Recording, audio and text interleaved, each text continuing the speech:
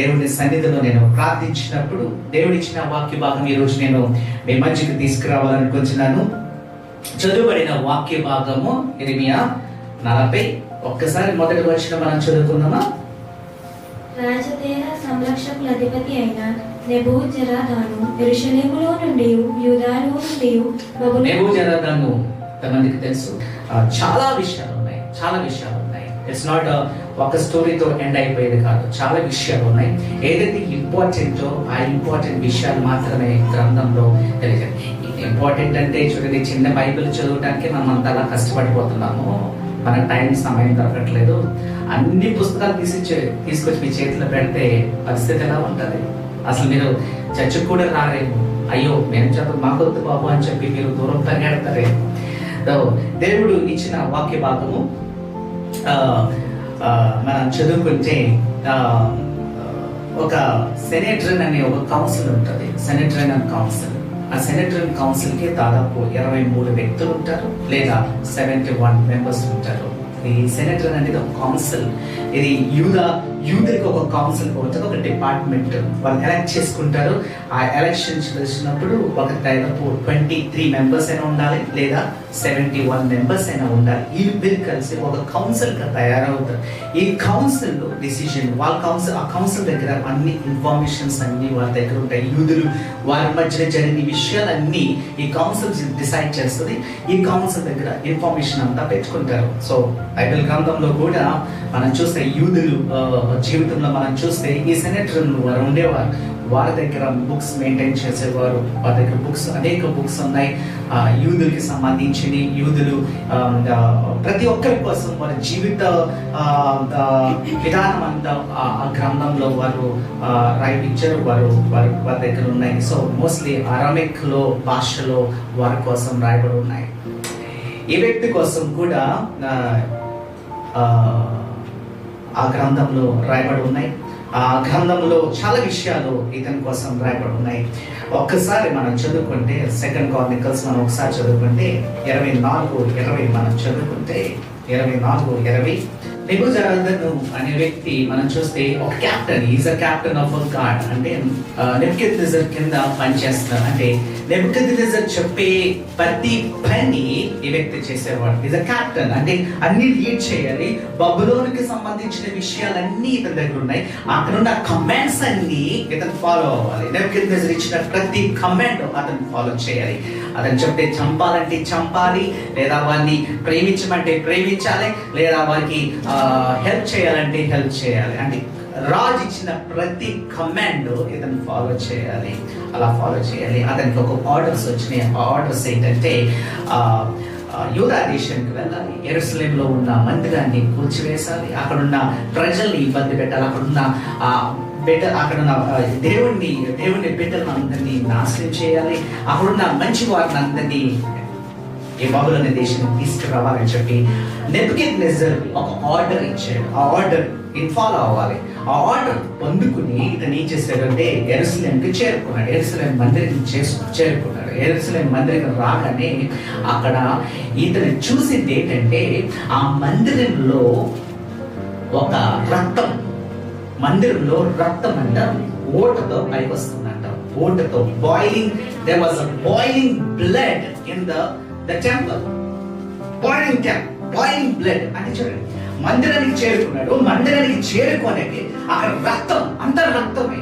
ఈ రక్తం చూడగానే అనుకున్నాడు, ఏంటి రక్తం ఇలా ఉందని చెప్పి అతను షాక్ అయ్యి అక్కడున్న యాజకుల్ని క్వశ్చన్ వేసిన క్వశ్చన్ ఏంటంటే, ఈ రక్తం ఎవరిది అన్నాడు. కానీ వాళ్ళు యాజకులు ఇచ్చిన జవాబు ఏంటంటే, ఈ రక్తము అక్కడ బలి అర్పించిన రక్తము, ఇక్కడ అనేక బలి అర్పించాము, ఆ బలి ఇచ్చిన రక్తమే ఇది అని వారు తెలియజేయగానే అంటాడు నెబూజరదాన్ అంటాడు, లేదు అయితే ఆ గొర్రె పిల్లలను తీసుకురండి అనేది కంపేర్ చేయాలనుకుంటున్నాను. ఇది ఆ రక్తమా కాదు అని చెప్పి అక్కడ గొర్రె పిల్లలను తీసుకొచ్చి వారికి బలి అర్పించాడంట.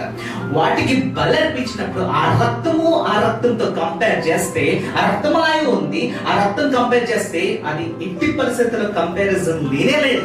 అంటారు ఇది ఎట్టి పరిస్థితిలో ఇది బలి ఇచ్చిన రక్తం కాదని చెప్పి అది మనుషుల్ని తీసుకురండి, మనుషుల్ని బలి అర్పిద్దామని చెప్పి పిల్లలను తీసుకొచ్చారంటారు. పిల్లల్ని బలి అర్పించారు. పిల్లల రక్తము అక్కడున్న రక్తాన్ని కంపేర్ చేస్తే రెండు కంపేర్ అవ్వట్లేదు అని చెప్పి పిల్లలకి స్త్రీని తీసుకొచ్చారు, స్త్రీల్ని బలి అర్పించారు. స్త్రీల్ని బలి అర్పించినా కూడా ఆ రక్తం కూడా కంపేర్ అవ్వట్లేదు. పురుషుల్ని అక్కడ బలి అర్పించారు, ఆ పురుషుల్ని బలి అర్పించినా కూడా కంపేర్ అవ్వట్లేదు. ఇంకా యాజకులు ఉన్నారు, యాజకుల్ని బలి అర్పించారు, వాళ్ళని కూడా కంపేర్ చేస్తే ఆ కంపేర్ దాదాపు 94,000 మందిని చంపేశారండి.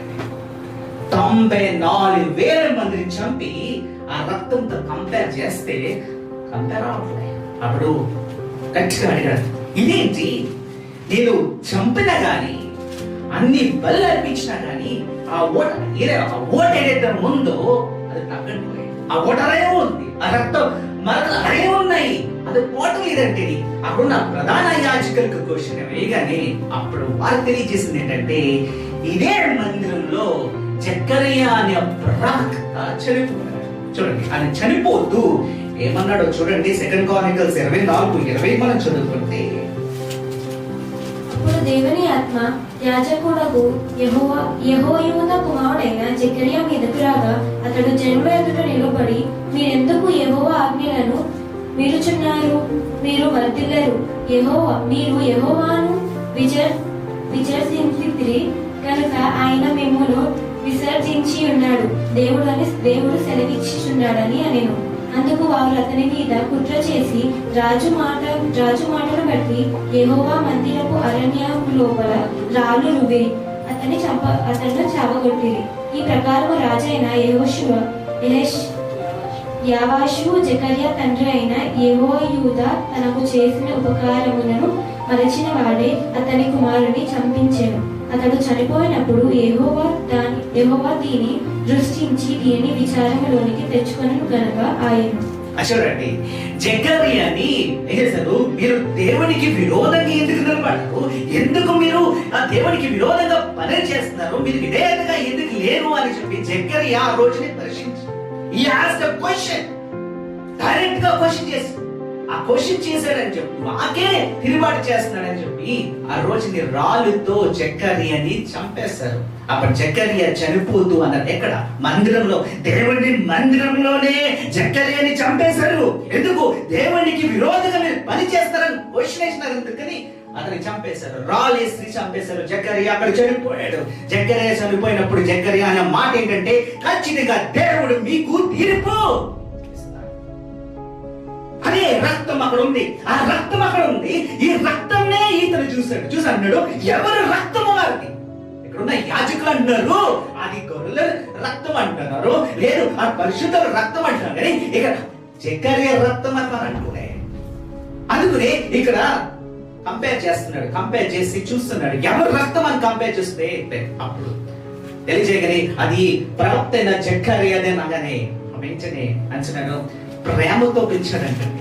ప్రేమతో పిలిచి జకర్యా జకర్యా అని ప్రేమతో పిలిచి, ఇదిగో ఇంతమందిని చంపేశాం, 94,000 మందిని చంపేశాం, ఇంకా ఉన్నారు, వీళ్ళందరినీ చంపేయమంటావా అనగాని ఎప్పుడైతే జకర్యా జకర్యా అనే పదము పలికాడో అంటే ఆ రక్తం అంటే లోపలికి వెళ్ళిపోయినాడు. ఇది హిస్టరీ, సనెడ్లో రాయబడిన హిస్టరీ.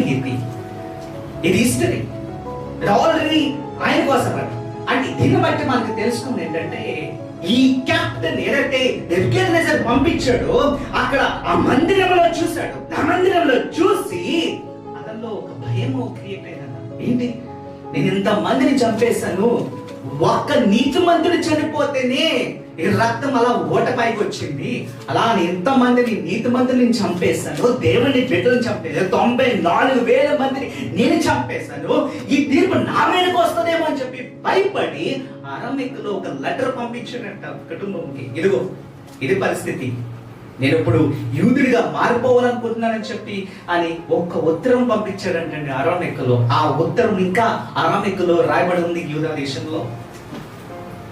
ఆ రోజుని తీసుకున్న మారు మనసు అతను దేవుడు ఎవరో తెలుసుకున్నాడు. దేవుడు యెహోవా దేవుడు బలమైన దేవుడు అని తెలుసుకున్నాడు. ప్రవక్తని హింసించకూడదని తెలుసుకున్నాడు. ప్రవక్తల మీద ప్రేమ చూపించాలని నేర్చుకున్నాడు. ఆ దేవుడు ఈయన మీద తీసుకొచ్చాడంటే వారు చేసిన తప్పు బట్టి వారు దేవునికి విధేయత జీవించలేదని చెప్పి తెలుసుకున్నాడు. ఆ మందిరాన్ని చేతులు జకరియా అనే ప్రవక్తని ఈ యూదులు చంపేశారు. ఎందుకు? దేవునికి విరోధంగా మీరు పాపం చేస్తున్నారని నిలబడ్డారని, న్యాయంగా నిలబడ్డాడని తెలుసుకుని వారు చంపేశారని చెప్పి ఆ రోజుని తెలుసుకున్నాడు. అయ్యో జకరియా, నీకు ఇంత అన్యాయం జరిగిందని ఆ రోజుని తెలుసుకున్నాడు. మేము తెలుసుకున్నాడు. ఆ రోజుని తెలుసుకుని అతను నిలబడ్డాడు. చూడండి, ఆ రక్తం అంట అనగానే జకరియా అనగానే ఆ రక్తం ఏమైంది? అప్పటికి వెళ్ళిపోయింది. జరిగిన హిస్టరీ అది, జరిగిన హిస్టరీ. అక్కడున్న యాజకులందరూ చూశారు. ఆ జరిగింది ఇన్సిడెంట్ అంతా చూశారు. ఆ జరిగిన ఇన్సిడెంట్ చూసి ఇక్కడ భయపడ్డాడు. భయపడి దేవుడు యెహోవా దేవుడు ఎవరో తెలుసుకున్నాడు. యెహోవా దేవుడిని తెలుసుకుని అతను ముందుకు వెళ్ళాడు. అదే 2 Chronicles 36:17 ఒకసారి చదువు. 36:17 చూడండి. 8 ఆయన వారి మీదకి కల్దీయుల రాజును రప్పింపగా అతడు వారికి పరిశుద్ధ స్థలమగునున్న మందిరావరణములో వారి యవ్వనులను ఖడ్గము చేత సంహరించాడు. అతడు యవ్వనులందరినైనను యువతులందైనను ముసలి వారందైనను నెలసిన వెంట్రుకలు గల వారి ఎందైనను కనికరపడలేదు. దేవుడు వారందరినీ అతని చేతికి అప్పగించాడు. చూడండి, అస్సలు కనికరం పడలేదు. అందరినీ చంపేశాడు. ఆర్డర్ అనే దేవుడి చిత్తం జరగాలి. ఎందుకు? ఒక ప్రార్థన అంటే ఇశ్రాయేలు ప్రజలు దేవునికి ఎంత దూరం ఉన్నారు చూడండి. పాపంగా లోబడిపోయారు. వారు పాపమే వారి జీవితం. ఆ బానిసలైపోయారు. దేవుడు వారికి ఒక శిక్ష, ఒక తీర్పు తీసుకొచ్చాడు. ఆ తీర్పు ఏంటంటే మీరు సావాలి. దేవుడు ఆ రోజును వాడుకున్నాడు. దేవుడి ద్వారా దేవుడి చిత్తం ద్వారా దగ్గర జరిగింది. ప్రవక్తని జకరియా రక్తము ఓట వస్తుంది. ఇక్కడ ఉన్న యాజకులు పట్టించుకోవాలి. చూడండి, ఎవరు పట్టించుకోలేదు. ఎవరు రక్తం అని అడిగితే వారు అన్నారంట ఇది గొర్రెల రక్తం అని. వారు టేస్ట్ చేసి తెలుసుకున్నారు. అది గొర్రెల రక్తం కాలేదు. Something special about it. ఆ రక్తం ఆ రోజుని ఆ వ్యక్తిని మార్చేసింది. చూడండి, జకరియా 8:19 మనం చూస్తే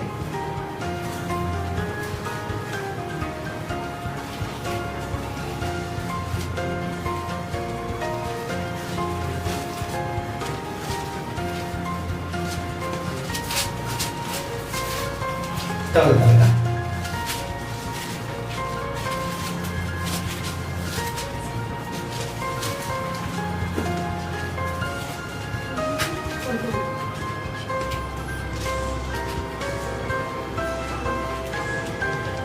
సైన్యములకు అధిపతి యెహోవా ఆజ్ఞ ఇచ్చినదేమనగా 4వ నెలలో ఉపవాసము, 5వ నెలలో ఉపవాసము, 7వ నెలలో ఉపవాసము, 10వ నెలలో ఉపవాసము, యూదా ఇంటి వారికి సంతోషమును ఉత్సవాలను. చూడండి, ఇక్కడ జకరియా ప్రవక్త తెలియజేసేది ఏంటంటే మీరు పరిశుద్ధంగా ఉండాలి, ఉపవాస జీవితంలో మీరు ఉండాలి, మీరు సంతోషంగా ఉండాలని జకరియా తెలియజేశాడు. ప్రజలందరికీ తెలియజేశాడు. ప్రవక్త ద్వారా దేవుడు మాట్లాడు. ఇర్మియా దగ్గర కూడా వచ్చినప్పుడు ఇర్మియా మాట్లాడి మాట ఏంటంటే మీరు ఇబ్బందులు పడబోతున్నారు, మీకు తీర్పు రాబోతుంది, మీరు మారాలని ప్రవక్త ద్వారా జెఫన్యా ద్వారా దేవుడు మాట్లాడు. అనేక ప్రవక్తల ద్వారా దేవుడు మాట్లాడాడు. వారి ద్వారా మాట్లాడించింది ఏంటంటే మీరు మారాలి. కానీ ఇక్కడ జనం అనేది ఇక్కడ ఇర్మియాను కూడా చంపాలని ట్రై చేస్తారు. చాలా ఇబ్బంది పెట్టారు. వాళ్ళంటే టెన్షన్ పెట్టారు. ఎవరు?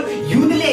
వారు మారాలని కోరుకున్నాడు. వారు సంతోషంగా ఉండాలని కోరుకున్నాడు. దేవుడి మాటలు వారికి తెలియజేస్తే ఇది ఇర్మియా తెలియజేస్తున్నాడు. ఇర్మియా అబద్ధం ఆడుతున్నాడని ఆయన మీద కూడా నింద చేశారు. ఆయన మీద కూడా అవమానాలు ఇచ్చారు. ఆయన కూడా బంధించారు. కూడా సంఖ్యలేసి బంధించారు. ఎంత హింసించారో తెలుసు. హింస ఇక్కడ ఎవరు? దేవుని బిడ్డలు, దేవుని ప్రవక్తని హింసించారు. వారి కష్టాలు ఎదుర్కొన్నారు. దేవుని బిడ్డలే కష్టాలు ఎదుర్కొన్నారు. ఎన్ని అవమానాలు ఎదుర్కొన్నారు. దేవుడు అన్ని చూశాడు. ఈ అనంతా ఆ బాధని చూశాడు. దేవుడు తట్టుకోలేకపోయాడు. ఆ బాధని చూసి ఇంత బాధ, నా బిడ్డలు పేరుకు మాత్రమే నా బిడ్డలు చేసేదంతా పాపమే. ఇంత భయంకరమైన జీవితంలో వారు జీవిస్తున్నారు ఈ యూదులు. అలాంటి భయంకరమైన పరిస్థితుల్లో ఉన్నప్పుడు దేవుడు నెబుకద్నెజర్ రాజు, బబులోను రాజుని వారి మీదకి పంపించాడు.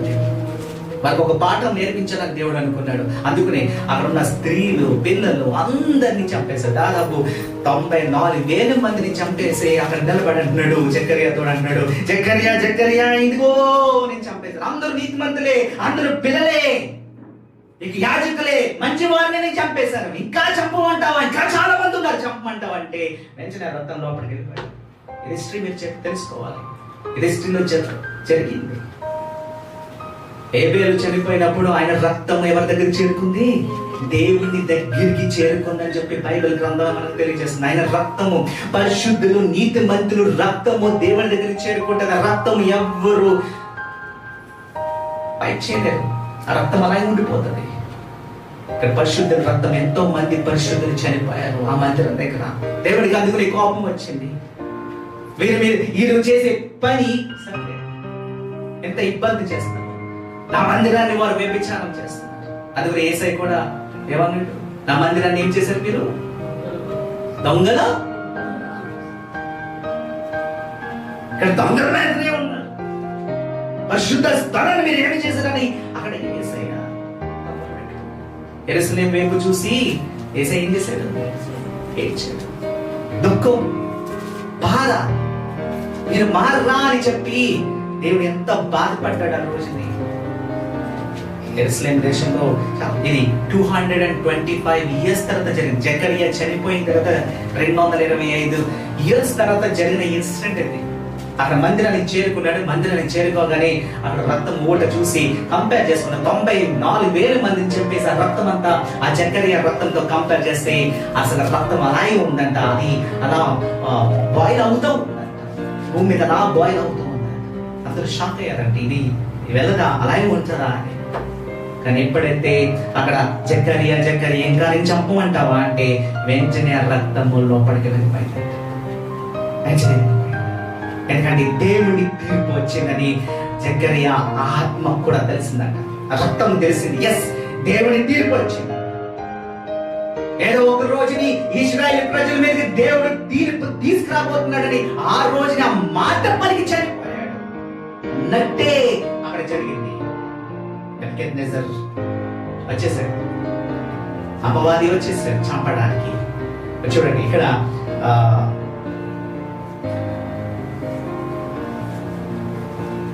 ఇది చూసి 94,000 మందిని చంపేశాడు. ఇంకా అందరినీ బానిసలుగా తీసుకుని వెళ్ళిపోయాడు. ఆయన మనసు చూడండి. అంటే ఇప్పుడు అంతమందిని చంపుతున్నాడంటే ఆ వ్యక్తి విలన్ అయినా అయిపోవాలి, హీరోయిన్ అయిపోవాలి. విలన్ అయినా అయిపోవాలి, హీరోయిన్ అయిపోవాలి. నాకంటే మించినోడు ఎవడు లేడు అని చెప్పి నిలబడాలి. ఇప్పుడు నెబుకద్నెజర్ ఆర్డర్స్ అతను ఫాలో అయ్యాడు. ఇప్పుడు నెబుకద్నెజర్ అంట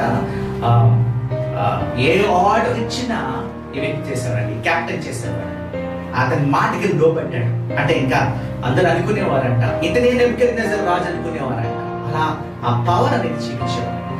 బబులోను సామ్రాజ్యము అది సేఫ్ గా ఉందంటే ఈ వ్యక్తిలోనే చేసిన పనిలో ఒబీడియంట్ గా అతను పని చేస్తాడు. ఆ ఒబీడియంట్ గా చేస్తున్నప్పుడు ఇది ఒక ప్రాజెక్ట్. ఈ ప్రాజెక్ట్ ఏంటంటే యెరూషలేముని కంప్లీట్ గా నాశనం చేయాలి. దేవుడే వాడుకున్నాడు ఆ రోజుని. దేవుడు వాడుకున్నాడు. నెబుకద్నెజర్ రాజు టీంని దేవుడు ఆ రోజుని వాడుకున్నాడు. యెరూషలేము కంప్లీట్ గా అక్కడ నాశనం అయిపోయింది. దేవుడే తెలియజేసిన మాటలయ్యి. 2వ రాజులు 25:8. 2వ రాజులు 25:8 చదవమ్మా. మరియు బబులోను రాజైన నెబుకద్నెజరు ఏలుబడిలో 19వ సంవత్సరమందు 5వ నెల 7వ దినమున రాజదేవ సంరక్షకులకు అధిపతియు బబులోను రాజు సేవకుడకు నెబూజరదాను యెరూషలేమునకు వచ్చి యెహోవా మందిరమున రాజనగరున యెరూషలేమునందున ఇండ్లన్నిటిని గొప్పవారి ఇండ్లన్నిటిని అగ్ని చేత కాల్పించెను. మరియు రాజదేవ సంరక్షకుల అధిపతి అయ్యున్న కల్దీయుల సైనికులందరూ యెరూషలేము చుట్టూ ప్రకారము గల పడగొట్టిరి. పట్టణమందు మిగిలియుండిన వారిని, బబులోను రాజు పక్షము చేరిన వారిని, సామాన్య జనులలో శేషించిన వారిని రాజదేవ సంరక్షకుల అధిపతి అయిన నెబూజరదాను చెరగొని పోయిన గాని వ్యవసాయదారులు, ద్రాక్ష తోటల వారును, ఉండవలెనని దేశపు బీద జనులలో కొందరిని ఉండనిచ్చెను. మరియు యెహోవా మందిరమందు ఇత్తడి స్తంభములను మట్లను యెహోవా మందిరమునున్న ఇత్తడి సముద్రమును కల్దీయుల తునకలను కొట్టి ఆ ఇత్తడి బబులోను పట్టణమునకు ఎత్తుకొని పోయిరి. సేవ కొరకై ఎంచబడిన పాత్రలను, చెట్లను, ముండ్లను, ధూప పాత్రలను, ఇత్తడి ఉపకారములన్నిటినీ వారు తీసుకొని పోయిరి. అగ్ని పాత్రలు, గిన్నెలు మొదలైన వెండి వస్తువులను, బంగారు అన్ని దోచుకున్నారు. అక్కడున్న మందిరంలో ఉండేవన్నీ దోచుకున్నారు. అక్కడ ప్రజల్ని ఇబ్బంది పెట్టాడు. ఇబ్బంది కాదు, అక్కడున్న ప్రజల్ని చంపాడు. ఇంకా అక్కడున్న మందిరాన్ని ఏం చేశాడు? కాల్చివేశాడు. ఇంకా చాలా చాలా పనులు చేశాడు. అక్కడున్న యూత్ ఎవరైతే స్ట్రాంగ్ గా ఉన్నారో వాళ్ళందరినీ బానిసలుగా అతను తీసుకెళ్ళిపోయాడు. చాలా ఇబ్బంది పెట్టాడు. ఈ నెబుజారదాను చాలా ఇబ్బంది పెట్టాడు. ఇశ్రాయేలు ప్రజలు చాలా ఇబ్బంది పెట్టాడు. ఇప్పుడు ఇతనికి మనసు ఉందా లేదా? ఏమంటారు? మనసు ఉందా అంటారా?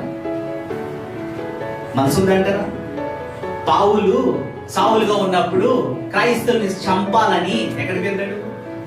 దమాస్కస్కి వెళ్ళాడు. దమాస్కస్కి వెళ్ళినప్పుడు దేవుడు ఎవరు కనపడ్డాడు? సావులకు కనపడ్డాడు. క్రైస్తవులందరూ అనుకున్నారు సావులు మమ్మల్ని చంపేస్తారని చెప్పి. కానీ దేవుడు అతన్ని వాడుకున్నాడు, అతన్ని మార్చుకున్నాడు, ఆయన బిడ్డగా మార్చుకున్నాడు. ఎవరైతే భయపడ్డారో వారి మధ్యనే ఒక నాయకుడిగా దేవుడు నిలబడ్డాడు.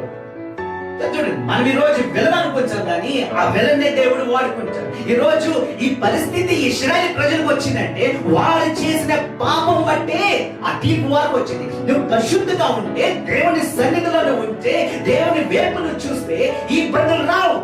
అందుకనే ప్రవక్త ద్వారా దేవుడు మాట్లాడించడం, మీరు ఎందుకు పాపం చేస్తున్నారు, మీరు పాపం చేయకండి ఎన్నో విషయాలు వారికి తెలియజేశారు. కానీ వారు మాట వినలే అని మనం చెప్తే, చూడండి, బబులోను రాజే మారిపోయాడు. ఈ శక్తులు చూసి అసలు ఇబ్బంది పెట్టింది ఎవరు? బబులోను రాజు ఇశ్రాయేలు ప్రజల్ని ఇబ్బంది పెడితే అసలు ఆ రాజు మీద దేవుడు ఏం తీసుకురాలే. ఆ దేవుడు ఎన్నో విషయాలు తెలియజేశాడు. కానీ ఒక రోజు దేవుడు నెబుకద్నెజరుతో మాట్లాడాడు, నువ్వు ఇదే పని చేస్తే ఖచ్చితంగా నా ప్రజలు నా హింసించు, దీనికి నీ తీర్పిస్తాను అని చెప్పి ఏం చేశాడు దేవుడు? ఆయన ఎక్కడ తీసుకెళ్ళాడు? ఎడారిలో తీసుకెళ్ళిపోయాడు. ఎంత కాలము? 7 years టార్చర్. ఆ 7 years టార్చర్ అన్నాడు, ఆ దేవుడిని చూశాను, ఆ గొప్ప దేవుడిని చూశాను అని చెప్పి ఆయన సాక్ష్యం చెప్పాడు. చూడండి, నెబుకద్నెజరు మారిపోయాడు. ఆ బబులోను రాజే మారిపోయాడు. దేవుని శక్తిని చూసి నిజమైన దేవుడు అని అతను తెలుసుకున్నాడు. ఆ రోజుని మాట్లాడుతున్నాడు, దేవుడు మాట్లాడుతున్నాడు అని రక్షిస్తున్నాడు. దేవుడు రక్షిస్తాడు. ఆ శత్రువులను కూడా దేవుడు వాడుకుంటాడు. శత్రువులను కూడా దేవుడు వాడుకొని ముందుకు నడిపిస్తాడు. ఈ రోజు నీకు ఎంతో మంది శత్రువులు ఉన్నారేమో. ఎంత మంది ఉంటే నీకేంటి? దేవుడు నీ వైపు ఉంటే నీకు ఏమీ జరగదు. నువ్వు దేవుడికి దగ్గర అవు, దేవుడు నీకు దగ్గర అవుతాడు. అదే దేవుడు తెలియజేస్తాడు. దేవుడు నీకు దగ్గర అవుతాడు. దేవుడు నీకు దగ్గర, దేవుడు నీతో ఉంటే, దేవుడు నీ చేపట్టుకుంటే నీకు ఏమి చాలు. ఇర్మియా జీవితం అయిపోయిందని ప్రజలు అనుకున్నారు, ప్రవక్త అయిపోయాడని అనుకున్నారు, నెబుకద్నెజరు రాజు కింద చనిపోతాడు అని అనుకున్నారు. కానీ ఎవ్వరు ఏమీ చేయలేకపోయారు. మన సేఫ్ గా ఉన్నాడు, జైలుకి వెళ్ళాడు, జైలు ఖైదీగా ఉన్నాడు. అని ఎన్నో నిందలు అతని మీదకి వచ్చినాయి. చంపాలని యూదులందరూ అతనికి శత్రువుగా చూసుకున్నారు. కానీ శత్రువే ఇతన్ని ప్రేమించాడు. శత్రువే ఇతన్ని ఇంకో సేఫ్ మార్గంలో తీసి, ఎందుకు? ఆయన దేవుని బిడ్డ కాబట్టి. ఈరోజు నువ్వు దేవుని బిడ్డ అయితే దేవుడిని కాపాడతాడు. శత్రువుల దగ్గర నుంచి కూడా దేవుడు కాపాడతాడు. శత్రువుని ఏమిచ్చారు? దేవుడు నీ వైపు అంటే, దేవుడు నీ వైపు రావాలి. దేవుడు నీ వైపు రావాలంటే నువ్వేం చేయాలి? దేవుడికి నువ్వు దగ్గర అవ్వాలి. దేవుడికి దగ్గర అవుతే దేవుడు నీతో ఉంటాడు. దేవుడు నిన్ను నీ చేపట్టుకుని దేవుడు నడిపిస్తాడని ఈ రోజు దేవుడు మాట్లాడి కొన్ని విషయాలు మనం నేర్చుకుందాము, కొన్ని పాఠాలు మనం నేర్చుకుందాము. ఈ నెబుజారదాను నుంచి కొన్ని విషయాలు మంచి సేవకుడు, మంచి సేవకుడు. ఆయన నెబుకద్నెజరు రాజుకి ఒక మంచి సేవకుడిగా అతను నిలబడ్డాడు. చూడండి, అతను వెళ్తేనంట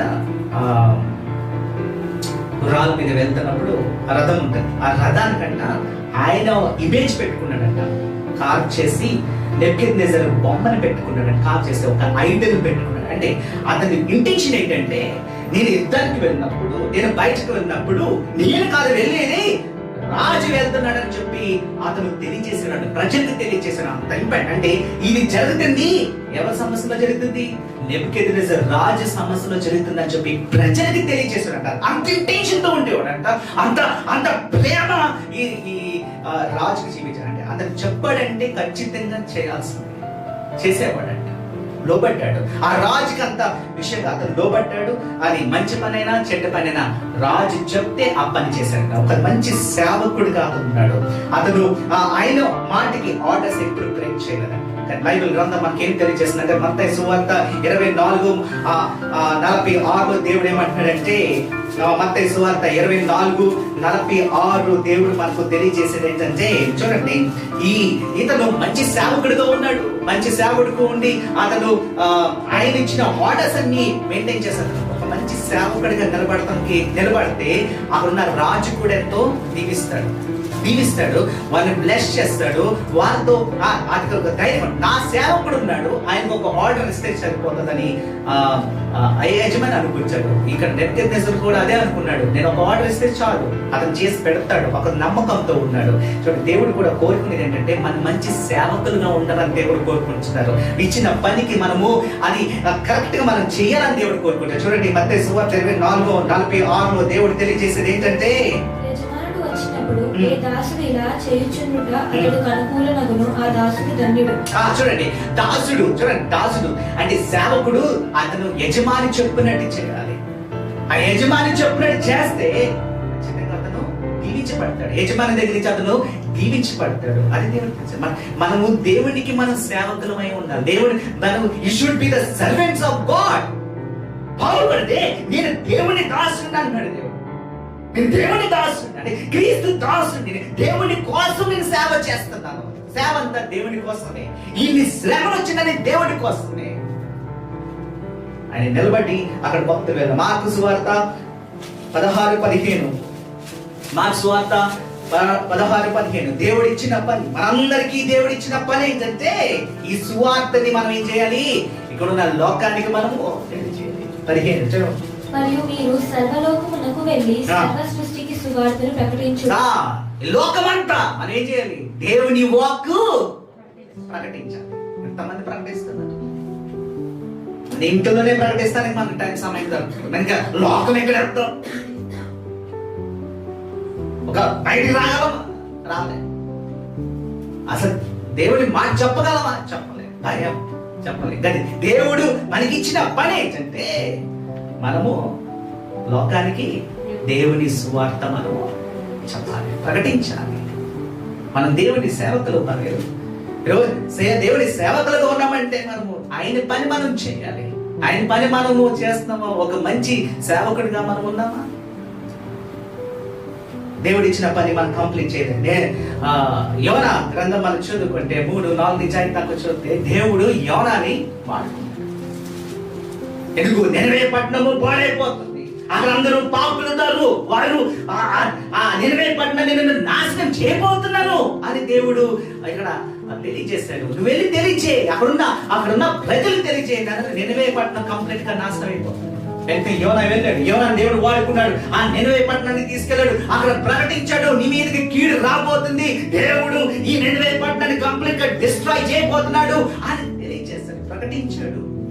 3 రోజులు వారు ఉపవాసం ప్రార్థన చేశారు. 3 రోజులు వారు గోరి సంచి కట్టుకొని వారు ఏం చేశారు, వీధి మీదకి వచ్చి, రోడ్డు మీదకి వచ్చి వారు ప్రార్థించేసి, వాళ్ళ తప్పైపోయింది ప్రభువా, మమ్మల్ని క్షమించి ప్రభువా, ఈ నినవే పట్టణాన్ని కాపాడు ప్రభువా అని 6 రోజులు వారు ప్రార్థించారు, మొరపెట్టుకున్నారు యెహోవా దేవుడిని. దేవుడు వారి మీద ఉన్న కీడుని తొలగించలేదా? వారి మీదకి వచ్చిన తీర్పుని తొలగించలేదా?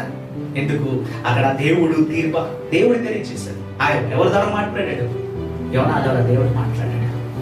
యోనా దేవుడు వాడుకున్నాడు. ఒక మంచి సేవకుడిగా యోనా ఉండిపోయాడు. ఈరోజు మనం మంచి సేవకులుగా ఉండాలని దేవుడు కోరుకున్నాడు, మనల్ని వాడుకోవాలని దేవుడు కోరుకుంటున్నాడు, మన ద్వారాగా సువార్త ప్రజల దగ్గరికి చేరుకోవాలని దేవుడు కోరుకున్నాడు, సాక్ష్యము ప్రజల దగ్గర చేరుకోవాలని దేవుడు కోరుకున్నాడు, మన ప్రార్థన ప్రజల దగ్గర చేరుకోవాలని దేవుడు కోరుకున్నాడు. నీ ద్వారా దేవుడు ఏదో విధంగా దేవుడు వాడుకోవాలనుకుంటున్నాడు. కానీ మనం అక్కడే ఉండిపోతాం. ఇదే మన ప్లేస్ అని మనం అనుకుంటున్నాం. దేవుడు నిన్ను దేవుడు నడిపించాలనుకుంటున్నాడు. ఇబ్రీయులకు రాసిన పత్రిక 11:7 విశ్వాసం ఆయన విశ్వాసం బట్టి నోవా విశ్వాసం బట్టి దేవుడి మాటకు లోబెట్టాడు. దేవుడు చెప్పినట్టే అతను చేశాడు. అతను మంచి సేవకుడుగా ఉన్నాడు. దేవుడికి మంచి సేవకుడుగా ఉన్నాడు. చెప్పినట్టు చేశాడు. Yes, that's what God wants from us. ఆయన చెప్పినట్టే మనం చేయాలని దేవుడు కోరుకుంటున్నాడు. ఒక మంచి సేవకులుగా ఉండాలని దేవుడు కోరుకుంటున్నాడు. ఈ రోజున మంచి సేవకులుగా ఉన్నాడు. చెప్పిన పని నువ్వు అది చేస్తున్నావు. దేవుడు ఇచ్చిన పని నువ్వు చేస్తున్నావు. చూడండి, మన హీరో ఈ రోజు అతను నెబుకద్నెజర్కి ఒక మంచి సేవకుడుగా ఉండిపోయాడు. అది చూడండి, ఆయన చెప్తే చేస్తాడు, కరెక్ట్ పని చేస్తాడు. చెప్పండి, దేవుడు కూడా వాడుకున్నాడు. ఎందుకంటే ఎట్టి పరిస్థితుల్లో ఈ నెబుకద్నెజర్ మాత్రం ఎట్టి పరిస్థితుల్లో మాట తప్పడం చేసి పని చెప్పారంటే చేస్తాడు. మాట ఎట్టి పరిస్థితులు తప్పడు. ఆ పని కంప్లీట్ చేసుకుని వస్తాడు. అందుకని ఫుల్ కాన్ఫిడెన్స్ తో అతను ఒక మంచి సేవకుడిగా ఉన్నాడు. 2 తిమోతి 1:7 మనం చదివితే దేవుడు మనకి ఏం ఆత్మ ఇచ్చాడు? మంచి ఆత్మ ఇచ్చాడు. దేవుడు పిరికితనం ఇవ్వలే. ఎందుకు భయపడుతున్నావు? చదవమ్మా. దేవుడు మనకు శక్తియు ప్రేమయు ఇంద్రియ నిగ్రహము గల ఆత్మనే ఇచ్చెను గాని పిరికితనము గల ఆత్మను నీయలేదు. ఆత్మ మన దేవుడే అన్నాడు. ఆ పిరికితనం ఆత్మ మనం పొందుకోలేదు. ఆత్మ మనలో లేదు. చక్కని హృదయం మనకి ఇచ్చాడు. ధైర్యము హృదయం మనకి ఇచ్చాడు. భయపడంత అవసరం. ఇర్మియా భయపడలే. ఆల్రెడీ ఇర్మియాకి తెలుసు ఇదంతా జరగబోతుందని తెలుసు. భయంకరమైన పరిస్థితులు రాబోతున్నాయని తెలుసు. వారందరూ ఇర్మియాని హింసిస్తారని తెలుసు. కానీ ఇర్మియా మాత్రము భయపడలేదు. చదివితే రెండోది ఆయన విషయంలో మనం చదువుకుంటే చూడండి, ఇర్మియా 44 మనం చదివితే, ఆలకించుము, ఈ దినమున నేను నీ చేతుల సంఖ్యలు తీసి నేను విడిపించుచున్నాను. నాతో కూడా బబులోను. ఈయన ఇర్మియాకి రక్షకుడుగా ఉన్నాడు. ఇర్మియాకి ఎలా ఉన్నాడు? రక్షకుడుగా ఉన్నాడు. ఇర్మియాని కాపాడాడు. ఎక్కడున్నాడు? ఇర్మియా ఎక్కడున్నాడు? ఇర్మియాని కాపాడాలని ఒక ఆర్డర్ వచ్చింది. ఇర్మియాని కాపాడాలని చెప్పి ఆ రోజుని ఇర్మియాని కాపాడిన వ్యక్తిగా ఉన్నాడు. ఇర్మియాని కాపాడాడు. దేవుడు ఆయన్ని బిడ్డల్ని రక్షిస్తాడు. ఇప్పుడు ఎవరు బిడ్డ? ఇర్మియా దేవుని బిడ్డ. ఇర్మియాని కాపాడాలి. అందుకని రక్షకుడిగా అక్కడ వచ్చాడు. దేవుడు కాపాడాడు, వాడుకున్నాడు. దేవుడు ఒక అన్యుడిని దేవుడు వాడుకున్నాడు. అన్యుడు ద్వారాగా అక్కడ ఇర్మియాని ఆ రోజు దేవుడు రక్షించాడు. అనుకున్నారు కదా, క్రైస్తవులు అందరూ చనిపోతారు అనుకున్నారు. సౌలు మా మీదకి వస్తున్నాడు, చంపేస్తారని దమస్కస్ లో అందరూ ఏడ్చారు, మొరపెట్టారు, ప్రార్థన చేసుకున్నారు. వారు అనుకున్నారు మేము చనిపోతాం, ఎనీ మూమెంట్ లో మేము చనిపోబోతున్నామని. వారు భయంతో వారు ప్రార్థించారు. విశ్వాసంతో ఉపవాస ప్రార్థనలో వారు చేశారట. దేవుడు వారు మొర విన్నాడు. వారు మొర వినగానే అక్కడ దేవుడే దిగొచ్చి అక్కడ సౌలుని పౌలుగా మార్చుకున్నాడు. వారు అనుకోలేదు. కానీ ఆ దమస్కస్ చాలా దినాలు అక్కడ పౌలు ఉండిపోయాడు. వారి మధ్యని సేవ చేశారు. అనుకున్నారా వారు అనుకున్నారా ఈ పౌలు మమ్మల్ని రక్షిస్తాడు అనుకున్నారా? ఆ రోజు ఈ పౌలకి మారకపోతే అక్కడ క్రైస్తవులు నశించిపోతారు. క్రైస్తవులు చనిపోతారు. కానీ దేవుడు ఆ రోజుని ఆయన బిడ్డల్ని దేవుడు రక్షించుకున్నాడు. ఆ రోజుని పౌలు ఒక రక్షకుడిగా నిలబడ్డాడు. దేవుడు పౌల్ని వాడుకున్నాడు. ఆ రోజుని దమస్కస్ ఉన్న క్రైస్తవుల్ని రక్షించాడు. ఆయన వారి మధ్య సేవ చేశాడు. ఈ రోజు ఈ వ్యక్తిని దేవుడు వాడుకుంటున్నాడు. ఇర్మియాని దేవుడు కాపాడాడు.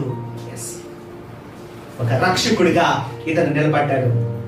మార్టిన్ లూథర్, మనకందరూ తెలిసిందే. మార్టిన్ లూథర్ ఆయన is born as a Roman Catholic. ఆయన దేవుడి మందిరంలోనే అతను గడిపాడు. చాలా దినాలు అతను గడిపాడు. ఎన్నో పనులు చేయాలనుకున్నాడు. లాయర్ రావాలనుకున్నాడు, కానీ ఫ్రెండ్ చనిపోయాడు. లాయర్ అవ్వలేకపోయాడు. అనుకున్నాడు ఇంకా ముందుకు వెళ్ళలేనని చెప్పి ఆయన చర్చిలో నుండి సేవ చేస్తాం మొదలు పెట్టాడు. కానీ ఆ కాలంలో పోపు పెట్టిన డిసిజన్ చాలా భయంకరంగా ఉన్నాయి. మీరు చెప్పేదంతా రాంగ్. ఇది దేవుడికి విరోధంగా మీరు మాట్లాడుతున్నారు. ఇది కరెక్ట్ కాదు.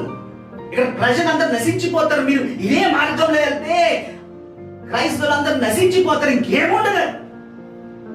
విగ్రహారాధన ఎక్కువ, ఇక టీచింగ్స్ అని కరెక్ట్ లేవని ఆ రోజుని మార్టిన్ లూథర్ నిలబడ్డాడు, పోపుకు విరోధంగా నిలబడ్డాడు. పోపుకు విరోధంగా నిలబడి నువ్వు చేసింది తప్పు పోపు అని నిలబడ్డాడు. అసలు మార్టిన్ లూథర్ని చంపేయాలనుకున్నారు, వాళ్ళని జైల్లో పెట్టారు, చాలా హింసించారు. అనుకున్నారు క్రైస్తవులు అనుకున్నారు, రోమన్ క్యాథలిక్స్ అనుకున్నారు, ఇంకా ఈయన బతకడు చంపేస్తారు అనుకున్నారు. కానీ దేవుడు ఆ రోజుని మార్టిన్ లూథర్ దేవుడు రక్షించాడు. ఎందుకు? అతను రక్షకుడిగా ఉండాలని, క్రైస్తవుని రక్షించాలని ఆ రోజుని మార్టిన్ లూథర్ని కాపాడాడు దేవుడు. విరోధంగా నిలబడ్డాడు, పోపుకి ప్రొటెస్ట్ చేశాడు. ప్రొటెస్ట్ చేసి మీరు చేసింది తప్పు, బైబిల్ విరోధంగా చేస్తున్నారు, దేవుడు ఎక్కడ చెప్పాడు? వారిని నిలదీశాడు, వారి దగ్గర నిలబడ్డాడు. ఆ చర్చి ముందే అక్కడ నిలబడి అక్కడ గేట్ ఉంటే ఆ గేట్ని గుద్ది అక్కడ ఒక స్టాంప్ పెట్టి అన్నాడు, నేను చేసేదంతా రాంగ్. ఒక లెటర్ కూడా పెట్టి అక్కడి నుంచి వెళ్ళాడంటే మార్టిన్ లూథర్ ప్రొటెక్ట్ చేశాడు రోమన్ క్యాథలిక్స్. ఆ రోజుని మార్టిన్ లూథర్ నిలబడ్డాడు కాబట్టి ఈ రోజు క్రైస్తవులు మనం ప్రొటెస్టెంట్స్ గా ఉన్నాం. రోమన్ క్యాథలిక్ ప్రొటెస్టెంట్స్ గా ఈ రోజు నిలబడ్డామంటే అంటే ఈ రోజు మనం నిజమైన దేవుని ఆరాధిస్తున్నాం. ఈ రోజు ఈ బైబిల్ నిజం ఏముందో బైబిల్లో అదే నేర్చుకుంటున్నాం. ఆ టీచింగ్ ఈ టీచింగ్ కి ఆయన విరోధంగా నిలబడి ఈ రోజు మనల్ని రక్షించాడు. మార్టిన్ లూథరే లేకపోయి ఉండే ఆ రోజుని అక్కడ ఓన్లీ వన్ రోమన్ క్యాథలికే ఉంది. ఈరోజు క్రైస్తవుని రక్షించాడు, రక్షకుడిగా ఉన్నాడు ఈరోజు మార్టిన్ లూథర్. మార్టిన్ లూథర్ ఆ రోజుని ఎంతో సేవ చేశాడు, నిలబడ్డాడు. ఆయన చనిపోతూ కూడా ఈ మాట చదువు, ఆయన పెదాల నుంచి వచ్చి చనిపోయాడు అంటండి. యోహాను సువార్త 3:16. యోహాను సువార్త 3:16 అందరికీ తెలుసుంటే మార్టిన్ లూథర్ ఆ మాటలు పలుకుతూ ఆయన లాస్ట్ బ్రెత్ వదిలాడంట. దేవుడి లోకాన్ని ఎంతో ప్రేమించాడు. ఎస్, దేవుడి లోకము ఎంతో ప్రేమించాడు కాగా ఆయన తన అద్వితీయ కుమారుడు పుట్టిన వాని యందు విశ్వాసం ఉంచి ప్రతివాడు నశింపక నిత్య జీవము పొందునట్లు ఆయన అనుగ్రహించాడు. నిత్య జీవం పొందుకోవాలి. That is the goal, ultimate goal. Bible goal అది, దేవుని గోల్ అది. మీ నిత్య జీవం పొందుకోవాలి. దేవుని పోరాటం కూడా అదే. ఆదికాండం చూడు, లేదా ప్రకటన గ్రంథం చూడు, దేవుడు పోరాడి అది నువ్వు నిత్య జీవం పొందుకోవాలి, నా దగ్గరికి మీరు చేరుకోవాలి. That is the ultimate goal. దేవుడు ఇచ్చిన మాటకి విరోధంగా నిలబడకు, దేవుడి మాటకి లోబడి నువ్వు బతికాడు. ఆ రోజు మాట నిలబడి లాస్ట్ మాట ఎంతో మందిని క్రైస్తవుని రక్షించారు. ఈరోజు మనం క్రైస్తవులు Protestants, we are all called as Protestants. ఇప్పుడు విషయము మనము నేర్చుకోవాలి ఏంటంటే ఇర్మియాకి మార్గము చూపించాడు. ఇర్మియాకి మార్గం చూపించాడు. ఇర్మియా గ్రంథము 44 నుంచి 5 దాకా చదువుతాము. ఆలకించుము, ఈ దినమున నేను నీ చేతుల సంఖ్యలను తీసి నేను విడిపించుచున్నాను. నాతో కూడా బబులోనుకు వచ్చుట మంచిదని నీకు తోచిన ఎడల రమ్ము, నేను నిన్ను భద్రముగా కాపాడేదను. అయితే బబులోనుకు నాతో కూడా వచ్చుట మంచిది కాదని నీకు తోచిన ఎడల రావద్దు. దేశమంతటా నీకేమీ అడ్డము లేదు. ఎక్కడికి వెళ్ళడానికి దృష్టికి నువ్వు భయపడంత అవసరం లేదు. నీకు ఒక మార్గం చూపిస్తున్నా. నేను మార్గం ఏంటంటే నాతో పాటు నువ్వు బబులోనుకు రావాలనుకుంటే రా, లేదా నువ్వు ఇక్కడ ఉన్నావంటే ఇక్కడ ఉండు, నీకు ప్రాబ్లమే లేదు. నీకు మార్గం, ఒక మార్గం చూపిస్తాడు. చూడండి, దేవుడు అతని ద్వారా మార్గం చూపిస్తున్నాడు, అతనితో మాట్లాడుతున్నాడు, ఆయన ద్వారా మాట్లాడుతాడు. ఇర్మియా, నువ్వు ఎందుకు టెన్షన్ పడతావు? ఇర్మియా, నువ్వు నాతో రా, నేను నీకు రక్షకుడుగా ఉంటాను, నేను కాపాడుతానని ఆ రోజు మాట్లాడాడు. ఇది మార్గం. నువ్వు నా ఉంటే బబులోనుకు రా, బబులోనులో సేఫ్ గా ఉండు, లేదా ఇక్కడ ఈ స్థలం అంతా నీదే. చూడండి ఆయన ప్రేమ చూడండి. అంటే జకర్యా ప్రవక్త చనిపోయాడని తెలుసుకున్న ఆ ప్రవక్త, ఆ నీతి మంతుడు చనిపోతే ఆ బాధ ఏంటో అతను తెలుసుకున్నాడు. ఆ మందిరానికి వచ్చి ఇశ్రాయేలు ప్రజలు చేసిన తప్పులు ఏంటో తెలుసుకున్నాడు. వీళ్ళందరూ పాపులే అని తెలుసుకున్నాడు, వీళ్ళు వేస్ట్ గాళ్ళే అని తెలుసుకున్నాడు, వీరు ఎందుకు పనికిరారని తెలుసుకున్నాడు, వీరు దేవుడు గొప్ప దేవుడు అని తెలుసుకున్నాడు. ఇప్పుడు మార్గదర్శిగా నిలబడ్డాడు. వీరికి మార్గం, ఇర్మియాకి మార్గంగా నిలబడ్డాడు. ఇగో ఈ మార్గాలు ఉన్నాయి, నువ్వు వెళ్ళాలనుకుంటే వెళ్ళు. లేదా ఇంకొక బిడ్డ ఉన్నాడు, గదలి అని ఒక బిడ్డ ఉన్నాడు, ఆ బిడ్డ నేనే ఎలక్ట్ చేశా. ఆయన దగ్గరికి వెళ్ళాలంటే నువ్వు వెళ్ళొచ్చు అని కూడా కింద భాగంలో తెలిసి చదువు. కింద భాగం చదివితే అది కూడా విషయం కూడా అక్కడ తెలియజేస్తున్నాడు. ఇంకను అతడు తిరిగి వెళ్ళక తడువు చేయగా రాజదేహ సంరక్షకుల అధిపతి అతనితో ఇలాగ చెప్పాను, బబులోను రాజు షాఫాను కుమారుడైన అహీకాము కుమారుడగు గెదల్యాను యూదా పట్టణము మీద నియమించి ఉన్నాడు. అతని యొద్దకు వెళ్ళుము. అక్కడికి వెళ్ళాలంటే నువ్వు వెళ్ళు, మార్గం నువ్వు ఎక్కడ ఉండాలనుకుంటే అక్కడ ఉండు అని 3 చాయిసెస్ అతనికి ఇచ్చాడు. మార్గంగా నిలబడ్డాడు అనేది. చూడండి, ఈరోజు దేవుడు మనందరికీ మార్గంగా నిలబడ్డాడు. God is a way for us. ఆయన మనకు మార్గంగా ఉండాలనుకుంటున్నాడు. ఆ రోజు ఇర్మియాకి దేవుడు మార్గం చూపించాడు.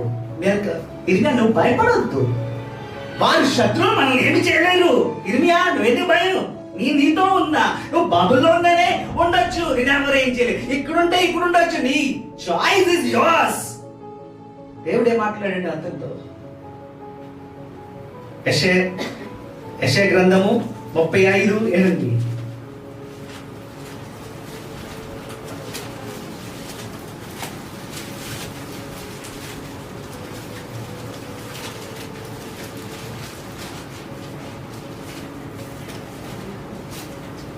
అక్కడ దరిగానున్న రాజమార్గము ఏర్పడున అది పరిశుద్ధ మార్గం అనబడును. అది అపవిత్రులకు పోకూడదని. పరిశుద్ధులకే మార్గం అంటే దేవుడు పరిశుద్ధులకి మార్గము చూపిస్తాడు. పరిశుద్ధులకి ఒక మార్గం ఉంటుంది. పరిశుద్ధులు ఆ మార్గం, పాపులకి మార్గం ఉండదు. పాపులు దేవుడి దగ్గరకు వస్తే ఖచ్చితంగా ఆయనకు ఒక మార్గం చూపిస్తాడు. ఇక్కడ ఇర్మియా పరిశుద్ధుడు, ఆయనకు ఒక మార్గం దేవుడు చూపిస్తున్నాడు.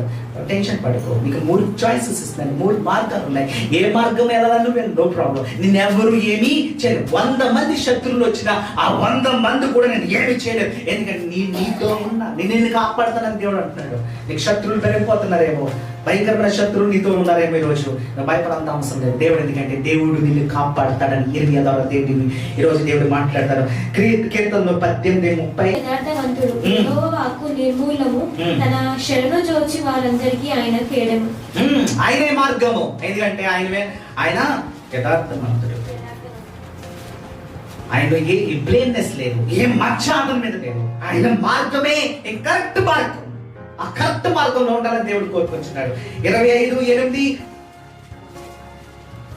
యెహోవా ఉత్తముడు, యథార్థవంతుడై ఉన్నాడు, కావున తన మార్గమును గురించి ఆయన పాపులకు ఉపదేశించుచు. ఆయన మార్గమే కరెక్ట్. సో ఆయన మార్గంలో నీతిమంతులందరూ ఆయన మార్గంలోనే వస్తారు. 27 కీర్తన 27:11 యెహోవా నీ మార్గమును నాకు బోధింపుము, నా కొరకు పొంచి ఉన్న వారిని చూచి సరళమైన మార్గం. దేవుడి దగ్గర మనం అడగాల్సింది ఏంటి? ఆయన మార్గం. దేవుడి దగ్గర ఆయన మార్గం అడిగితే ఆయన మనకు ఆ మార్గము చూపిస్తాడు. ఆయన మార్గంలో నీతి మంత్రికి ఒక మార్గము దేవుడు చూపిస్తాడు. ఇర్మియాకి ఒక మార్గం దేవుడు చూపిస్తున్నాడు. వాడుకుంటున్నాడు. ఒక అన్యుడిని దేవుడు వాడుకుంటున్నాడు. అన్యుడి ద్వారా దేవుడు ఒక మార్గం చూపిస్తున్నాడు. చూడండి, ఇశ్రాయేలు ప్రజలందరూ పాపం చేశారు, అందుకనే వారు శిక్షకి బానిసలైపోయారు. వారు అపాత్రులకి వారు మరణం ఎదుర్కోవాల్సి వచ్చింది. దేవుడు ఆ శిక్ష చేశాడు. అందుకని ఒక మార్గం కూడా కాదు, దేవుడు ఆల్రెడీ తెలుసు ఈ పరిస్థితులు రాబోతున్నాయి. కానీ ఇర్మియా నిలబడ్డాడు. ఇర్మియా నమ్మాడు. ఎస్, దేవుడు తీసుకొస్తాడని నమ్మాడు. ప్రవక్త అతను నమ్మాడు. దేవుడు వాడుకున్నాడు. డైరెక్ట్ గా దేవుడు మాట్లాడాడు. దేవుడి మాటలు అతను విన్నాడు. ఆయన మాటల్లో ఆ శక్తిని చూశాడు, ఆ కోపాన్ని చూశాడు. ఎస్, ఎట్టి పరిస్థితుల్లో వీళ్ళని రక్షించేవారు ఎవరు ఉండరు అనుకున్నాడు. ఏడ్చాడు, వీరి కోసం ఏడ్చాడు, మొదలు పెట్టుకున్నాడు. ప్రభువా, ఈ కీడు తీసుకురా, ఈ భయంకరమైన తీర్పు వీరి తీసుకురావద్దు. ఆ రోజు నేను మొదలు పెట్టుకున్నాడంటే ఇర్మియా. అయినా కానీ జరగాల్సినంతా జరిగిపోయాయి. ఇప్పుడు చూడండి, దేవుడు వీరికి మార్గంగా నిలబడ్డాడు. నా ప్రార్థన చేసినప్పుడు కూడా మన దేవుడి దగ్గర మార్గం అడగాలి. దేవా, నీ మార్గంలో నీ మార్గంలో నేను ఉండాలనుకుంటున్నాను ప్రభువా అని చెప్పి దేవుని సన్నిధిలో నువ్వు ప్రార్థించు. 4వ విషయము మనం నేర్చుకోవచ్చు.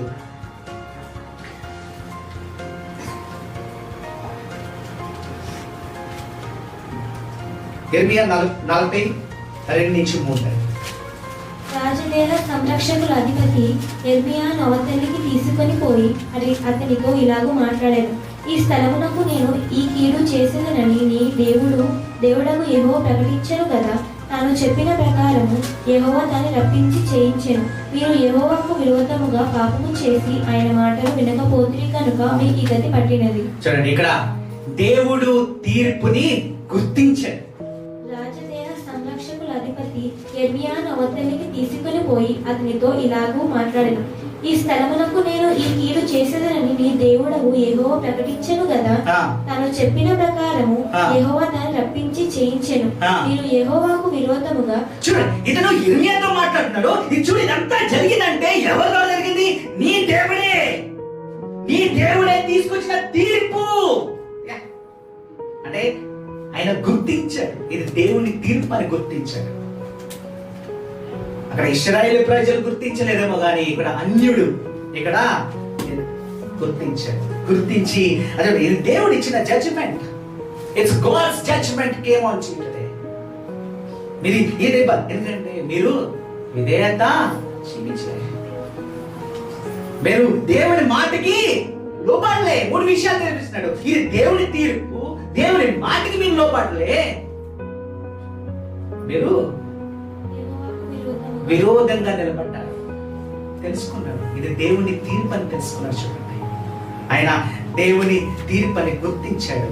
5వ విషయము ఈ నుంచి మనం నేర్చుకోవచ్చు ఏంటంటే యెహోవా పరిశుద్ధుడని ఆయన నమ్మాడు. యెహోవా పరిశుద్ధుడని నమ్మాడు. చూడండి 43 చూడండి. మీరు యెహోవాకు విరోధముగా పాపము చేసి. విరోధంగా పాపం చేశారు అంటే మీరు పాపములు కాబట్టి. అంటే దేవుడి దగ్గర ఎవరు ఉంటారు? పరిశుద్ధులు ఉంటారు. ఎవరుంటారు దేవుడి దగ్గర? దేవుడి దగ్గర పరిశుద్ధులు ఉంటారని ఇతను నమ్మాడు. పాపులు ఎట్టి పరిస్థితిలో ఉండరు. ఈ దేవుడు గొప్ప దేవుడు. ఈ దేవుడు పరిశుద్ధులనే ప్రేమిస్తాడు, పరిశుద్ధులతోనే ఉంటాడు అని ఇతను నమ్మాడు. అంటే వీరు పరిశుద్ధ పాపాన్ని దూరం పెడుతున్నాడంటే ఆయన దేవుడు ఎంత గొప్ప దేవుడు. అతను ఆయన దేవుడిలో ఏ పాపము లేదు, అతను పరిశుద్ధుడని ఆ రోజు నమ్మాడు. ఎస్, దేవుడు పరిశుద్ధుడు. అందుకనే 1 సమూయేలు 2:2 ఏం తెలియజేస్తుంది చూడండి. 1 సమూయేలు 2:2 మనం చదువుకుంటే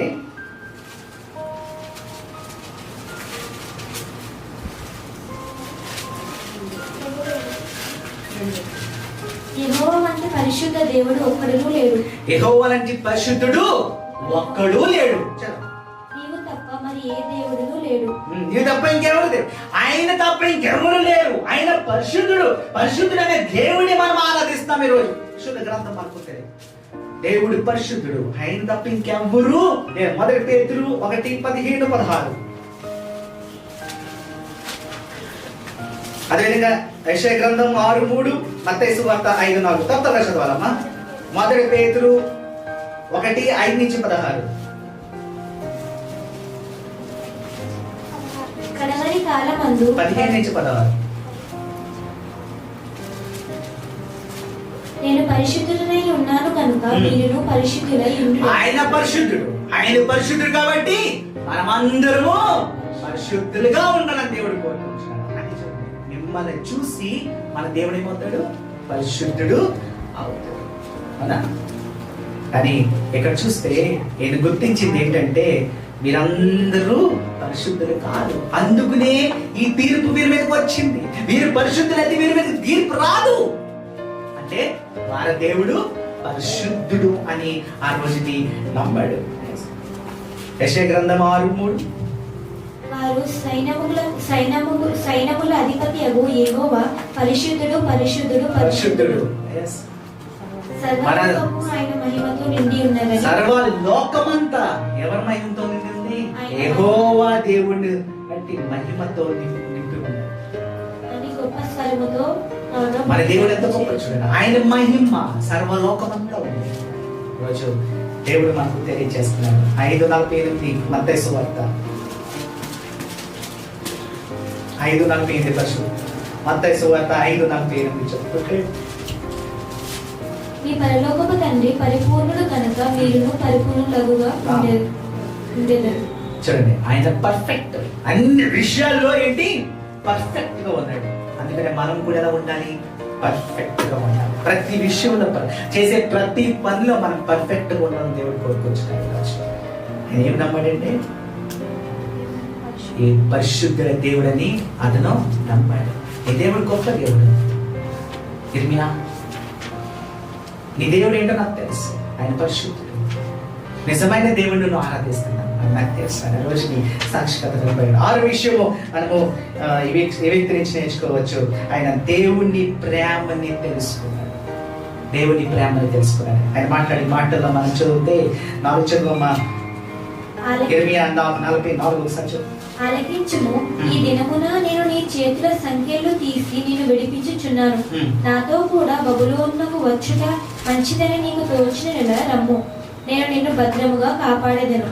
ఇర్మియా నాతో రా, నువ్వు నిన్ను నేను కాపాడుకుంటాను, భద్రంగా నేను కాపాడుకుంటానని ఆ రోజుని అక్కడ వాగ్దానం చేస్తున్నాడు. నాతో రా, ప్రేమను చూపిస్తున్నాడు. చూడండి, దేవుని బిడ్డ పట్ల ఆయన ప్రేమను చూపిస్తున్నాడు. ఆయన ప్రేమంతో గొప్పది. నువ్వు రా నాకు. అసలు చూడండి, ఇర్మియాకి అసలు ఎక్కడ కనెక్షన్ ఉందా? ఆయన ఎక్కడో జైల్లో ఉన్నాడు. నిన్ను కాపాడుతాను, నువ్వు భద్రంగా నాతో రా. ప్రేమ చూడండి, దేవుని ప్రేమ చూడండి ఎలా చేరుకుందో చూడండి. దేవుడు అతనితో మాట్లాడుతున్నాడు, నువ్వు భయపడద్దు, నా ప్రేమనితో ఉన్నాడు. దేవుడు ఈరోజు మన అందరినీ ప్రేమిస్తున్నాడు. ఆయన ప్రేమ మనతో ఉంది. దేవుని ప్రేమ అంటే అన్కండిషనల్. అది కండిషన్స్ ఉండవు. దేవుని పట్ల ఏ కండిషన్స్ ఉండవు, అన్కండిషనల్. ఆయన ప్రేమ ఎప్పుడు అన్కండిషనల్ గా ఉంటుంది. ఎప్పుడు మనల్ని ఆయన ప్రేమిస్తూనే ఉంటాడు. దేవుని ప్రేమ ఎప్పుడు మనతోనే ఉంటుంది. అందుకని దేవుడు అంటున్నాడు, అక్కడ దేవుడు తెలియజేసిన మాట యోహాను సువార్త 3:10, ఆయన లోకాన్ని ఎంతో లోకాన్ని ప్రేమిస్తున్నాడు, అందరినీ ఈ రోజు ప్రేమిస్తున్నాడు. ఆయన ప్రేమ అందరి దగ్గర ఉండే రోజు దేవుడు మన దేవుడు ఎంత గొప్పదై ఉంటుంది. ఆయన ప్రేమ ఎప్పటికీ నీతో ఉంటుంది. ఎలాంటి పరిస్థితుల్లో ఉన్నా ఆయన ప్రేమ నీతో ఉంటాయి. ఇర్మియాని దేవుడు ప్రేమించాడు కాబట్టి అంటున్నాడు, నువ్వు ఆయన భయంతో ఉన్నాడు, టెన్షన్తో ఉన్నాడేమో అంటున్నాడు, నువ్వు నాతో రా, నేను భద్రంగా నేను చూసుకుంటాను. చూడండి, ఇంకేం కావాలి? ఆయన మాటలు ఏమని చూడండి, ఆయన మాట్లాడతాడు, నా ప్రేమ నీతో ఉందని చూడండి. రోమీలకు రాసిన పత్రిక 5:8.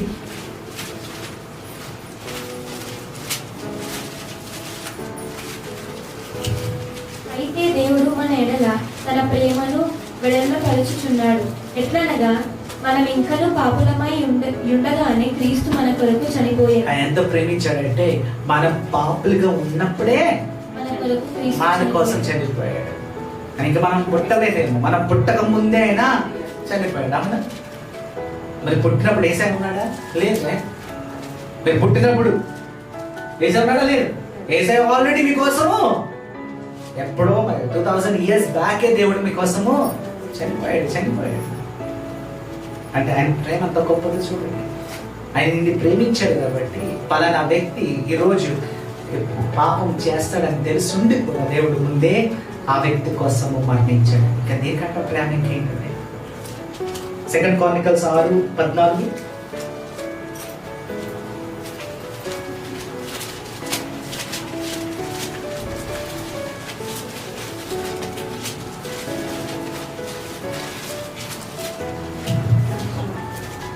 యెహోవా ఇశ్రాయేలుల దేవా, హృదయపూర్వకముగా నిన్ను ఆశ్రయించుచు నీ భక్తులకు నిబంధన నెరవేర్చుచు కృపను చూపుచు నుండు. నీ వంటి దేవుడు ఆకాశమన్నయను భూమి ఎంతైనను లేడు. నీ సేవకుడైన దావీదు అను నా తండ్రి ఆయన ప్రేమించాడు కాబట్టి ఆయన కృప ఈరోజు వాళ్ళందరితో ఉన్నది. అతను భక్తులు తెలియజేస్తున్నారు, ఆయన రోజుని ప్రేమించాడు. ఆయన ప్రేమే ఈ రోజే అందరినీ కాపాడుతాడు. ఆయన మాటల్లో ప్రేమ ఉంది. ఇర్మియాతో అంటే నువ్వు భయపడవద్దు. ఎందుకు భయపడుతున్నావు? నేనున్నాను. నువ్వు దేవుడివి, ఆ యెహోవా దేవుడికి నువ్వు బిడ్డవి, నువ్వు ప్రవక్తగా ఉందని నేను రక్షించుకుంటా, నువ్వు రా అని చెప్పి ఆ రోజుని అతన్ని తీసుకెళ్ళటానికి కూడా రెడీ అయ్యాడంటే ఆ యెహోవా దేవుడి శక్తి ఏంటో తెలుసుకున్నాడు, అతని ప్రేమ ఏంటో తెలుసుకున్నాడు, ఆయన నిజమైన దేవుడు అని అతను నమ్మాడు. ఆయన ద్వారాగానే ఇదంతా జరిగింది, ఈ తీర్పు వచ్చిందని కూడా తెలుసుకున్నాడు. అనుకోవచ్చు కదా, ఇతను అనవచ్చు కదా, నా రాజు నెబుకద్నెజర్ పంపిస్తే మేము వచ్చామని అనొచ్చు కదా, నా రాజు శక్తిమంతుడు అని అనొచ్చు కదా. ఎందుకంటే నెబుకద్నెజర్ ఏమన్నాడు? ఒక బొమ్మను కట్టుకున్నాడు, పెద్ద బొమ్మను కట్టుకున్నాడు. అవునా? ఏమన్నాడు? నేనే దేవుడిని అన్నాడు. అవునా? ఆరాధించండి అని అన్నాడు, నాకు మొక్కండి అన్నాడు, నేనే రాజ్యానికి దేవుడు అన్నాడు, ఈ లోకానికి దేవుడు అన్నాడు కదా. మరి ఇప్పుడు ఈ వ్యక్తి అనవచ్చు కదా, నెబుకద్నెజరు దేవుడు అనొచ్చు కదా, నా దేవుడే తీర్పు తీసుకొచ్చాడు అనొచ్చు కదా. కానీ ఇక్కడ పొగడలే. ఎవరిని పొగిడాడు? యెహోవా దేవుడిని పొగిడాడు. అంటే అతను తెలుసుకున్నాడు యెహోవా దేవుడు ఎవరు. అంటే ఈ వ్యక్తి మారాడా మారలేదా? మారాడు కాబట్టే దేవుడి కోసం అంటున్నాడు. మారిన వ్యక్తులే దేవుడి కోసం మాట్లాడతారు. మారిన వ్యక్తులే దేవుడికి ప్రేమ ఏంటో తెలియజేస్తారు. మారిన వ్యక్తులోనే ఆ ప్రేమ ఉంటుంది. ఎందుకు కాపాడాలి? ఇర్మియాని అందరినీ చంపేయాలనుకున్నారు, యూదులందరూ చంపేయాలనుకున్నారు. ఇప్పుడు ఇతను యెహోవా దేవుడికి ప్రవక్తగా ఉన్నాడు. ఇప్పుడు ఇర్మియాని ఇతను చంపేయాలి కదా, ఎందుకు చంపలేదు? నువ్వు మా దగ్గరికి నాతో ఉండమని ఎందుకు అంటాడు? అంటే అతను మారడనే అర్థం కదా, ఆయన రక్షిస్తున్నాడు అతను మారడనే కదా. అంటే ఈరోజు మనం నేర్చుకోవాల్సింది ఏంటంటే ఆయన దేవుడు మార్చుకున్నాడు. దేవుడు అతని రోజుని వాడుకున్నాడు. శత్రువులను కూడా దేవుడు వాడుకుంటాడని ఈరోజు దేవుడు మనకు తెలియజేస్తున్నాడు. శత్రువులను దేవుడు వాడుకుంటాడు. మన శత్రువు అని మనం దూరం పెడతాం. ఆ శత్రువు ద్వారా నీకు దేవుడు మేలు చేస్తాడు. ఈరోజు ఇర్మియా నిలబడ్డాడు. ఇర్మియా ఖైదీతో ఉన్నాడు. అన్నాడు, నీవు ఇంక చేయండి అవసరం లేదు, నీకు ఈ చైన్లు తీసేస్తా. ఇతని అక్కడ ఏం చేశాడు? చైన్లు అక్కడ తీసేసాడు. ఇది ఖైదీవి కాదు, యూఆర్ ఫ్రీ బర్డ్. నీకు చాయిస్ ఇస్తున్నా. ఇర్మియా, నువ్వు ప్రవక్తవి, ఆ గొప్ప దేవుడు నువ్వు ఆరాధిస్తున్నావు. నీ ప్రేమ ఏంటో నాకు తెలుసు. నువ్వు నాతో ఉంటే చాలు, దీవెల్లే అనుకున్నాడేమో ఆ రోజు. ఆ ప్రవక్త నా దగ్గర పెట్టుకుంటే చాలు, ఎన్నో దీవెలు పొందుకుంటాను అనుకున్నాడేమో ఆ రోజు. కమిట్మెంట్ తోటి అతను అంటున్నాడు, నువ్వు నాతో రా అని చెప్తున్నాడు. ఆ ప్రేమని అక్కడ చూపించండి. దేవుని ప్రేమని తెలుసుకున్నాడు అతను. ఆ దేవుడు ప్రేమ గల దేవుడు. ఆయనకు విరోధంగా నిలబడితే వారి మీద తీర్పు తీసుకొస్తాడని అతను నమ్మాడు. అతను మారాడు. అందుకని ఇక్కడ ఇర్మియా పట్ల ఎంతో మేలు చేస్తున్నాడు. కింద భాగంలో మనం చదువుకుంటే అతను చేసిన సేవ కాదు, అతను చూడండి ఏం చేస్తున్నాడో చూడండి. కింద చదువు 40 కింద 6-5 నుంచి. ఇంకను అతడు తిరిగి వెళ్ళక తడువు చేయగా రాజదేహ సంరక్షకుల అధిపతి అతనితో ఇలాగో చెప్పాను, బబులోను రాజు షాఫాను కుమారుడైన అహీకాము కుమారుడగు గెదెల్యాను యూదా పట్టణము మీద నియమించి ఉన్నాడు. అతని యుద్ధకు వెళ్ళుము, అతని యుద్ధ నివసించి ప్రజల మధ్య కాపురం ఉండుము, లేదా ఎక్కడికి వెళ్ళటాన్ని దృష్టికి అనుకూలము అక్కడికే వెళ్ళుము. మరియు రాజదేహ సంరక్షకుల అధిపతి అతనికి బెత్తమును బహుమానముగా ఇచ్చి అతని సాగనంపగా ఇర్మియా మిస్పాలో నుండి అహీకాము కుమారుడైన గెదల్యా యుద్ధకు వెళ్ళి అతనితో కూడా దేశములో నెబూజరదాను ఏం చేశాడు? బహుమానాలు అవసరమా? బహుమానాలు ఇచ్చి అక్కడ ఇర్మియాని అంత ప్రేమ చూపించాడు. ఆదుకున్నాడు. ఇర్మియాని ఆదుకున్నాడు, ప్రేమతో ఆదుకున్నాడు. నేను కండగా నేనున్నానని ఆదుకున్నాడు. ఎందుకు భయపడుతున్నావు? భయపడద్దు. గద్దెలే ఉన్నాడు, గద్దెలే దగ్గర కావాలని గద్దెలే దగ్గర లేదా నాతో కూడా అని ఆ రోజుని ప్రేమని చూపించాడు. దేవుని ప్రేమ ఏంటో తెలుసుకున్నాడు. కానీ మంచి సేవకుడిగా ఉన్నాడు. మంచి సేవకుడిగా ఉండి అతను నెబుకద్నెజర్కి పని సేవకుడిగానే కాదు, యెహోవా దేవుడికి కూడా సేవకుడు అంటున్నాడు. ఎందుకంటే ఇదంతా జరిగింది ఎవరి అండర్లో జరిగింది? యెహోవా దేవుడి అండర్లోనే జరిగింది. ఇదంతా జరిగిందంటే everything happened under God's present. ఆయన ఒక రక్షకుడిగా అతను ఉన్నాడు. మనకి ఇర్మియాకి ఇక్కడ నెబూజరదాను ఒక రక్షకుడిగా ఉన్నాడు. మూడోది అతను మార్గంగా ఉన్నాడు. అతను ఒక మార్గంగా ఉన్నాడు. నాలుగోది దేవుని తీర్పేంటో గుర్తించాడు. ఐదోది యెహోవా పరిశుద్ధుడని అతను నమ్మాడు. ఆరోది దేవుని ప్రేమ ఏంటో అతను తెలుసుకున్నాడు. అతను దేవుని బిడ్డగా మారిపోయాడు. హిస్టరీ మనకు తెలియజేస్తుంది. ఆయన దేవుని సేవించాడు. దేవునితో యూదుడిగా మారిపోయాడు. ఎందుకంటే 7 years అక్కడ నెబుకద్నెజర్ రాజు వెళ్ళిపోయాడు. ఇంకా లేదు, బబులోను అంతా పడిపోయింది. ఇతను దేవుని ఆరాధిస్తాను, యూదుడిగా మారిపోయి యెహోవా దేవుడు గొప్ప దేవుడు అతను నమ్మాడు. అతను దేవుని సేవిస్తూ పొందుపెట్టాడు. దేవుని బిడ్డ అయిపోయాడు అంటారు.